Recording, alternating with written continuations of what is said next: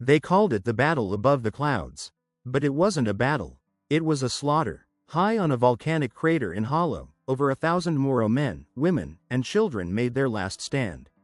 They had no artillery, no uniforms, no outside support, but they stood their ground. And then the United States Army came. 3 days later, Bud Dajo was silent. Smoke curled into the sky, and the bodies of hundreds, entire families, lay heaped at the mouth of the crater. This is not a legend. It is not wartime exaggeration. It was called a victory. It was rewarded with medals. And then, it was forgotten. Today, we remember Bud Dajo not as a battle, but as a wound. A tragedy buried beneath silence, propaganda, and time. Let us go back to March 1906, and bear witness to what happened on that mountain.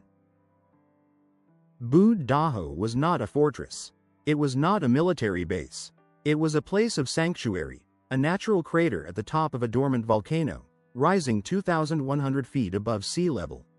For the Tausug people of Sulu, it was a place to flee to when the world below became dangerous. By 1906, the American military government had turned the Sulu archipelago into a pressure cooker. Taxes were imposed, tribal laws were dissolved, weapons were confiscated, and those who resisted were branded bandits. When 1,000 Moro villagers fled into Bud Dajo's crater, they weren't preparing for war. They were escaping it, but General Leonard Wood, then governor of the Moro province, saw something else, a threat. General Wood, a veteran of the Indian Wars, saw Bud Dajo as a nest of rebellion. Never mind that no attacks had been launched from the crater, no demands issued, no aggression shown, but the crater, he said, must be cleaned out. On March 5, 1906, American forces, nearly 800 strong, began their assault. Infantry, cavalry, machine guns, mountain artillery. Against them stood perhaps 1,000 Tausug men, women, and children. Some carried swords, some had spears, most had nothing. The first day, U.S. troops opened fire from the crater rim. Cannon shells tore through the forested slopes. Women screamed, children ran, warriors charged the rim with krisses in hand, only to be gunned down. Day 2, the American troops closed in. They scaled the steep jungle slopes, cutting down brush and trees. It was like fighting in a furnace. On day 3, the crater became a killing pit. Machine guns opened fire into the basin below.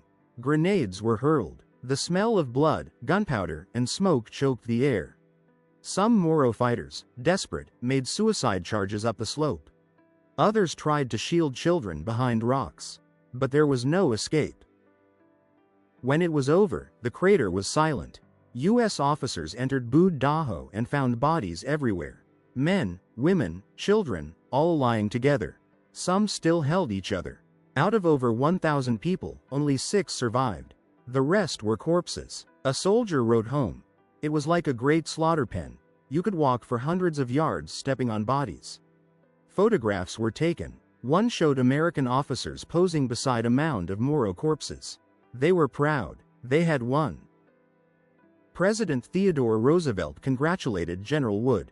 The U.S. press reported a great victory against savage resistance. But the photos leaked, and then, the questions started. Why were so many women and children killed? Why were there no American casualties? Why were so many of the dead shot in the back? Mark Twain condemned it. We abolished them utterly, leaving not even a baby alive to cry for its dead mother.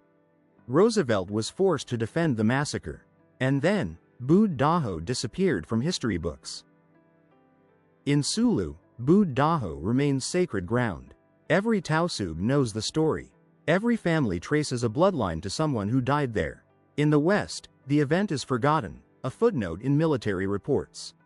But in 2016, a president of the Philippines, Rodrigo Duterte, raised it again. He showed a photo of the massacre.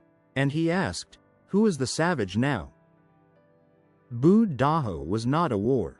It was not a victory. It was a crime. But like all crimes, it left behind truth, witnesses, photos, and pain passed down through generations. We remember Bud Dajo not to divide, but to heal. Because justice begins where silence ends.